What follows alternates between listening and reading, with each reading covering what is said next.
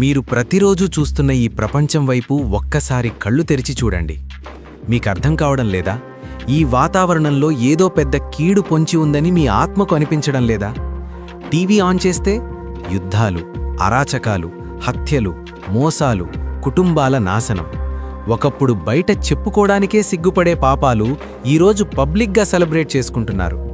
మనం ఎంత భయంకరమైన రోజుల్లో ఉన్నామంటే ప్రపంచం మన కళ్ల ముందే తగలబడిపోతున్నా సరే మనుషులు ఏమీ జరగనట్లు మొబైల్ ఫోన్లలో మునిగిపోయి ఉన్నారు. ఆపద వస్తోందని ఎన్నో సూచనలు కనిపిస్తున్నా జనాలు గురకపెట్టి నిద్రపోతున్నారు. కానీ దేవుని బిడ్డలారా, ఈ పరిస్థితులు చూసి మనం ఆశ్చర్యపోనవసరం లేదు. ఎందుకంటే యేసుక్రీస్తు ప్రభువు కొన్ని వేల సంవత్సరాల క్రితమే ఈ రోజుల్లో ఏం జరుగుతుందో ఖచ్చితంగా చెప్పారు. ఆయన మనల్ని చీకటిలో ఉంచలేదు. లోకం ఎలా పాడవుతుందో ముందే హెచ్చరించాడు. యేసు ప్రభువు అంత్యదినాల గురించి ఒక భయంకరమైన పోలిక చెప్పారు. ఆ మాటలు వింటే ఈరోజు మన వెన్నులో వణుకు పుట్టాలి. మత్తయి సువార్త 24:37-39లో యేసుక్రీస్తు ఏమన్నారో శ్రద్ధగా వినండి. నోవరు దినములు ఎలాగుండెనో మనుష్యకుమారుని రాకడయు అలాగే ఉండును.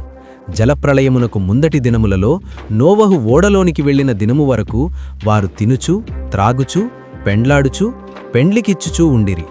జలప్రళయము వచ్చి అందరినీ కొట్టుకొనిపోవు వరకు వారు ఎరుగకపోయిరి. ఈ మాటలు సాధారణమైనవి కావు. ఇవి చరిత్ర పుటల నుండి దేవుడు మనకిస్తున్న ప్రవచనపు సైరన్. భారతీయ పురాణాల్లో కూడా ఒక మహా జలప్రళయం జరిగిందని, ఒక ఓడ ద్వారా కొందరు రక్షించబడ్డారని మనం చదువుకున్నాం కదా. అదే బైబిల్లో వ్రాయబడిన నోవహు చరిత్ర. నోవహు దినాల్లో ప్రజలు ఏం చేసేవారు?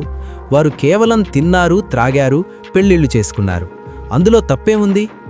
తప్పేంటంటే వారు తమ దైనందిన జీవితాల్లో పడిపోయి సృష్టికర్త అయిన దేవుణ్ణి పూర్తిగా మరిచిపోయారు. వ్యాపారం, వినోదం, పాపం ఇవే వారి లోకం. దేవుని పట్ల వారికి భయం లేదు, భక్తి లేదు. ఈరోజు మన పరిస్థితి ఏంటి? అక్షరాలా దానికి జిరాక్స్ కాపీలా లేదా? మన చుట్టూ ఉన్న జనాలు దేవుడు లేనట్లుగా బ్రతుకుతున్నారు. నీకు నచ్చినట్లు నువ్వు బ్రతుకు, జీవితం ఒక్కటే అనే భ్రమలో పాపానికి బానిసలైపోయారు. పాపాన్ని ఎంటర్టైన్మెంట్ అంటున్నారు. పవిత్రతను చూసి నవ్వుతున్నారు. దేవుడు చెడ్డది అని చెప్పిన దాన్ని ఈ లోకం మంచిది అంటోంది. ఇవి అచ్చం నోవహు దినాలే. ఆ దినాలలో దేవుడు నోవహును లేపాడు. 120 సంవత్సరాలు నోవహు ఆ ఓడను కడుతూనే ఉన్నాడు. ఒక సుత్తిదెబ్బ కొడుతూనే ప్రజలకు పాప క్షమాపణ గురించి ప్రకటించాడు. అయ్యా, మీ పాపాలు మానుకోండి, దేవుని ఉగ్రత రాబోతోంది, జలప్రళయం వస్తోంది, ఓడలోకి రండి అని బ్రతిమిలాడాడు. కానీ ఆ ప్రజలు ఏం చేశారు? నోవహును చూసి నవ్వారు, పిచ్చోడనుకున్నారు. ఇంత ఎంజాయ్ చేస్తుంటే వీడేంటి నాశనం అంటాడు అని హేళన చేశారు. తమ హృదయాలను కఠినపరుచుకున్నారు. కానీ దేవుని కృప 120 సంవత్సరాలు వాళ్ల కోసం ఆ తలుపు తెరిచే ఉంచింది. ఎప్పుడైతే ఆ ఓడ తలుపులు మూయబడ్డాయో ఆకాశం బద్దలైంది. భూమి కింద ఉన్న జలాశయాలు పగిలిపోయాయి. అప్పుడు భయపడ్డారు, అప్పుడు ఏడ్చారు, అప్పుడు ఓడ తలుపులు బాదారు. మమ్మల్ని లోపలికి రానివ్వండి అని అరిచారు. కానీ అప్పటికే సమయం మించిపోయింది. Time was up. కొట్టుకొనిపోయారు. ఈరోజు కూడా సరిగ్గా అదే జరుగుతోంది నా ప్రియ స్నేహితుడా. దేవుడు ఎంతోమంది సేవకుల ద్వారా, వీడియోల ద్వారా, వాక్యం ద్వారా నీతో మాట్లాడుతున్నాడు. పాపం విడిచిపెట్టు, దేవుని వైపు తిరుగు అని హెచ్చరిస్తున్నాడు. కానీ చాలామంది ఈ వీడియోలను చూసి కూడా స్క్రోల్ చేసి వెళ్ళిపోతున్నారు, ఇగ్నోర్ చేస్తున్నారు, వాక్యం చెబితే నవ్వుతున్నారు. అదిగో తీర్పు వస్తోంది అంటే ఇంకా టైం ఉందిలే అని గుడ్డిగా బ్రతుకుతున్నారు. కానీ వినండి, నోవహు దినాల్లో దేవుడు ఆ ప్రజలను కాపాడడానికి ఎలాగైతే ఒక ఓడనిచ్చాడో, ఈరోజు రాబోయే ఉగ్రత నుండి నిన్ను కాపాడడానికి దేవుడిచ్చిన ఏకైక రక్షణ ఓడ యేసుక్రీస్తు. నోవహు ఓడకు ఒకే ఒక తలుపుంది. యేసుక్రీస్తు కూడా యోహాను 10:9లో ఏమన్నారో తెలుసా?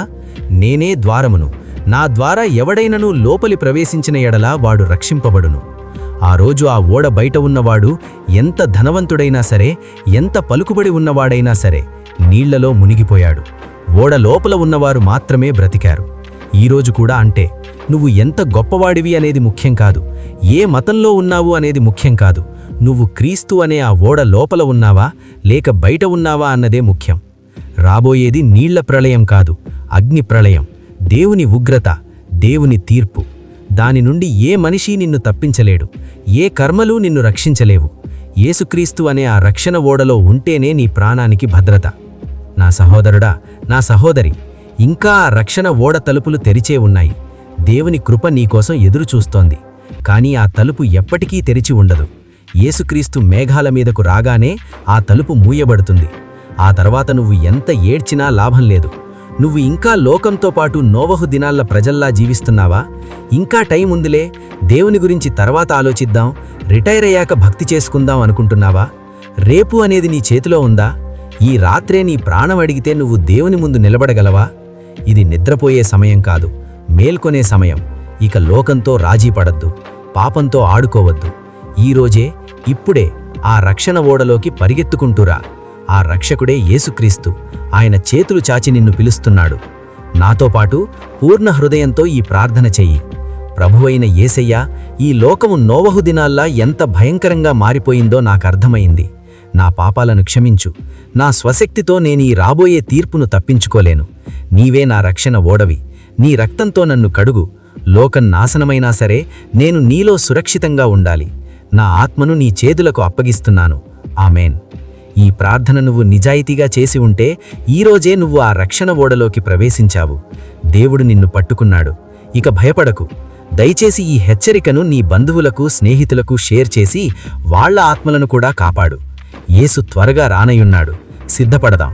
God bless you. ద్రోహులు లేచారు, అబద్ధ ప్రవక్తలు వచ్చారు, దుర్మార్గం నిత్యం పెరుగుతోంది. మోసపోతున్న ప్రజలు నడుస్తున్నారు. ఇదంతా యేసు రాక సమీపమని చెప్పుతోంది. భూమి తడుకుతుంది, ఆకాశం తెరుచుకుంటుంది. కరుణామయుడు మేఘాలపై వస్తున్నాడు. పరిశుద్ధులు లేచి ఆనందిస్తారు. ఇదే మన ఆశ, ధన్యమైన ఆశ. యేసు రానున్నాడు, మన ఆశ్రయం. మన సమస్యలన్నీ అంతమవుతాయి. ఆయన మహిమలో మనం నిలుస్తాము. ఆయన ప్రేమలో నిత్యముంటాము.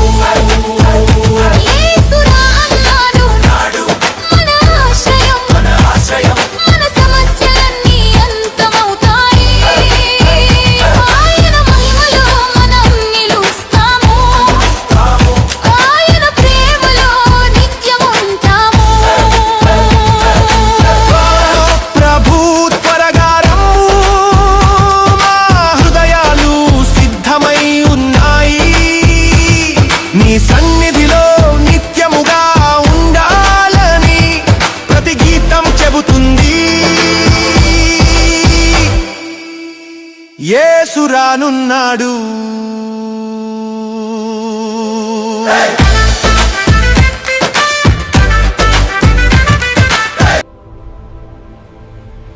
Strength in grace. It's all about Jesus.